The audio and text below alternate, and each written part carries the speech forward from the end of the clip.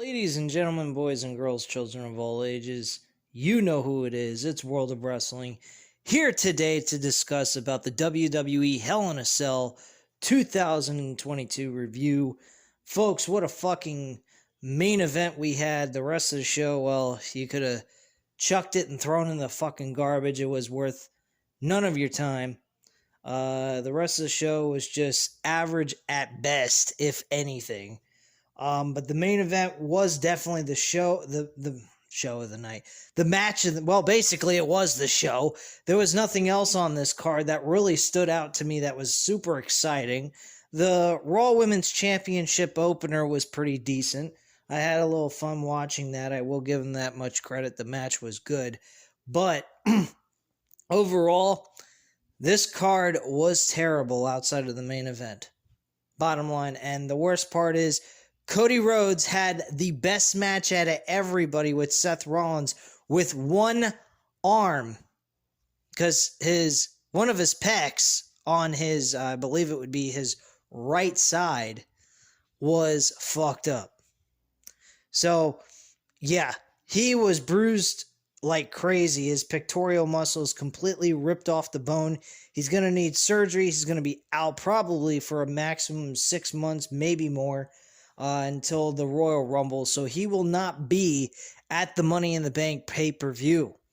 With that being the case, I think the person to replace him for winning the Money in the Bank briefcase should be Drew McIntyre. That's who I believe should win the Money in the Bank. On top of that, I actually went on DraftKings, answered all 10 questions, and possibly won a humongous amount of money for free. Yep, I got every fucking question right, and I hope I won a ton of cash. But hey, it is what it is. Whatever it might be, might be. And that's dealing with the Hell in a Cell main event. But anyway, getting into this. The first match on the card was Bianca Belair, Becky Lynch, and Asuka. Me personally, this was a very predictable ending. Becky Lynch not getting pinned. Bianca Belair takes the pin on top, gives Asuka the L basically, and Bianca Belair retains her championship. Was the match a lot of fun? Yes, it was. Was it decent? Yes. The action in the match was good. The fans were highly interested in this matchup itself. The problem with this is the ending. Why couldn't Bianca Belair pin Becky Lynch, end Becky Lynch and Bianca Belair's bullshit little showing that they're going to do one-on-one like they're setting up for Money in the Bank? Why couldn't we have avoided from Bianca Belair and Asuka wrestling each other on national television for the very first time, kept that, completely off television, had them face each other in this triple threat match, and then have Becky Lynch suffer the L in this match to later on at Money in the Bank see Bianca Belair and Asuka compete over the Raw Women's Championship. I do not understand the logic of this fucking company. They make things extremely predictable, and that's the reason why this show is falling down and going down the tubes. It is being flushed down the fucking toilet, guys. This is a terrible, terrible fucking show. I literally was getting bored of this entire card. Really. A lot of stuff on this show was not all that interesting. This match was a good match. I will give them that. I will give it a 3.5 out of 5 stars. Good action by all three women. Becky Lynch, I believe, should have suffered the L, and we should have seen Asuka and Bianca Belair facing each other over the Raw Women's Championship at Money in the Bank. That's the way I feel about it, and I ain't changing my mind on it either. Anyway, moving on. The next match was Bobby Lashley going up against MVP and Almost. This match was a complete fucking bore fest. Did not give two flying shits about this match one way or another. Did not care. Bobby Lashley won with the Hurt Lock on MVP and walked away the winner. This was a 1.5 out of 5 stars. Very trashy match. Very boring and pointless to boot. He also had Cedric Alexander show up in his defense, but he wasn't doing it for Bobby Lashley. He claims later on in the show, he actually claims he did that because he's fed up of being treated like a doormat in WWE. Well, buddy, good old Nick Khan and Bruce Pritchard and Vinnie Mac are going to go ahead and, give you your pink slip, and you're going to be on your way out of the company anyway. So enjoy your 15 minutes of fame there, bro. Anyway, moving on. We had Kevin Owens and Ezekiel going one-on-one. Again, like I said, Ezekiel looks like the fucking Ultimate Warrior with the tassels on the biceps.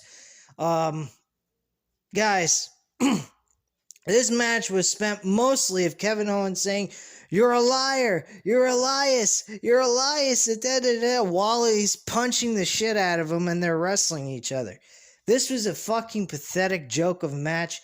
Kevin Owens wins the match. I'm going to give it a 2 out of 5 stars because of the fact Kevin Owens was actually in it, and I love Kevin Owens, but man, this storyline they got him in is a complete and utter joke. Anyway, hopefully this ends the whole entire feud. We don't give a shit if Ezekiel is Elias or Elias is Ezekiel. It doesn't make a fucking difference. Who cares? Let's forget about Ezekiel and put him back where he belongs, in the dark, please. Like as if he never existed. It's a joke. Anyway, moving on. We move on to the 6-man tag team match between Judgment Day and AJ Styles, Finn Balor, and Liv Morgan. Edge did have his time in this matchup. He got the victory with the spear on Finn Balor for the pinfall in the 1-2-3. Finn Balor suffers another L. This could be a sign that Finn Balor may be switching over to Judgment Day, so keep a close eye on that. This match was pretty decent. I'm going to give it a 3.5 out of 5 stars for the action it gave. So I'm not, I wasn't super excited about this match. I mean, the people that were in it, Damian Priest, Edge, and Rhea Ripley, they didn't do bad together. But I will say that it wasn't all that big of a deal to me, especially with this being Hell in a Cell pay-per-view. You would expect maybe something here, like 6-man Hell in a Cell tornado match. I mean, we seem to enjoy that on AEW with tornado 6-man tag team matches that aren't really supposed to be tornado tag team. It's supposed to be a 6-man tag team match with 2 people on the apron on both teams, while the other member of the team is in the ring with their opponent. But unfortunately, that's not what we got here anyway. But good match overall. I'm going to give it a 3.5 out of 5 stars. Everybody seemed to do very well here in this matchup. I didn't have too many complaints about this match. It had its moments of boredom, I'd have to say. But overall, this was not a bad match at all. Anyway, moving on. We had, Happy Corbin and Madcap Moss again. Apparently, the weeks leading up to this pay-per-view, apparently Madcap Moss is taking on a transformation of his character. He looks a little different. He doesn't look that bad either. I like the positive transformation they gave him. But this match really on television is not necessary. They could have put this on SmackDown and it would have been perfectly fine. But honestly, the ending was a little interesting. He took the steel steps while Happy Corbin's head was in between the portion of the chair that was folded up over his throat and neck, and he just took that steel step and jammed it right on top of the chair, closing it on his throat and neck. So that was a nice little ending. I hope Happy Corbin is actually okay and not truly injured or anything from this spot. But the ending was pretty impactful. I liked it. But match-wise, I didn't particularly care for this. This would have been perfect for SmackDown, not for a pay-per-view event. I'm going to give it a 2.5 out of 5 stars for the impactful ending. But storyline-wise, building into this was meaningless. It really was just a televised show that should have been on SmackDown, and that's that. No need to keep repeating myself.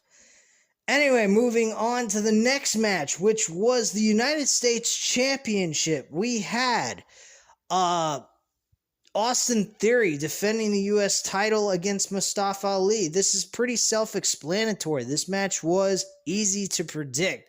We all knew Mustafa Ali was going to lose. Austin Theory was going to retain the United States Championship, and that's exactly what he did in 12 minutes.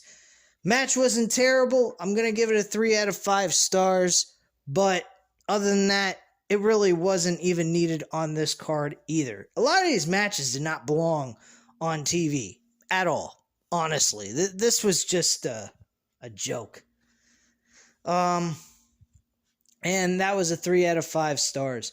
The main event, which was Cody Rhodes and Seth Rollins inside the Hell in a Cell. Folks, like I said earlier in this video, he was coming into this match injured as fuck with a pectoral muscle injury. It actually ripped completely off the bone while training for this matchup, and he competed throughout this match, which was almost 25 minutes long. He actually pulled through. I couldn't believe he did, but his pectoral muscle continued to get worse as the match moved on throughout to the end. And I gotta say, this was not looking good. I hope Cody is gonna be all right. I hope he's not gonna be gone too long. At least by the time the Royal Rumble comes around, I hope he's capable to show up and actually perform there, despite this major setback that he's got going on at this point. But he's not winning Money in the Bank, I'll tell you that much. That was my prediction, and now he's not going to be able to do so because he suffered this injury during a brawl he had with Seth Rollins, which, by the way, I enjoyed watching that on Monday Night Raw, but the problem was it may have been a bad idea anyhow because he suffered the injury during that segment, and without that brawl, he wouldn't have had the injury, which really sucks. I was kind of hoping he got that from doing a live show leading into the pay-per-view, maybe, that we didn't see because they travel around the world and they do live shows for everyone. He might have suffered an injury there, but they claim he suffered that injury during that brawl on Monday Night Raw this past week. So that really sucks and is a major setback for the company. And unfortunately, he went through with it. Hope it didn't make it any worse than it already is. I don't think it can get any worse. Once the pectoral muscles rip completely off the bone, there ain't no further damage can be done to it, I would believe. He was just in severe pain throughout the entire match, from what I was getting, from what I saw. But, man, he looked terrible, man. His whole pec was swollen.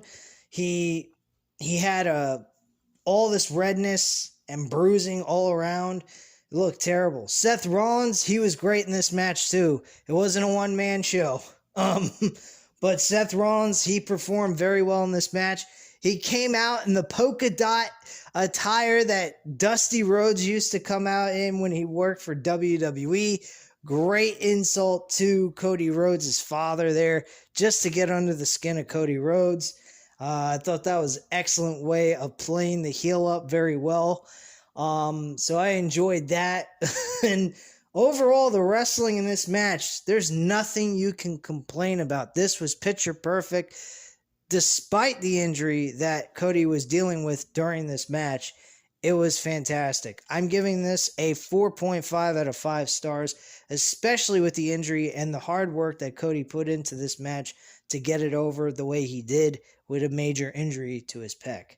Anyway, guys, that is pretty much it. That is my overall viewpoint. I don't want to sit here and talk too much about it because, to be quite frank with you guys, I wasn't heavily interested in this pay-per-view. I almost stopped watching it, but because of the main event, I wanted to see how that fucking match was going to go down.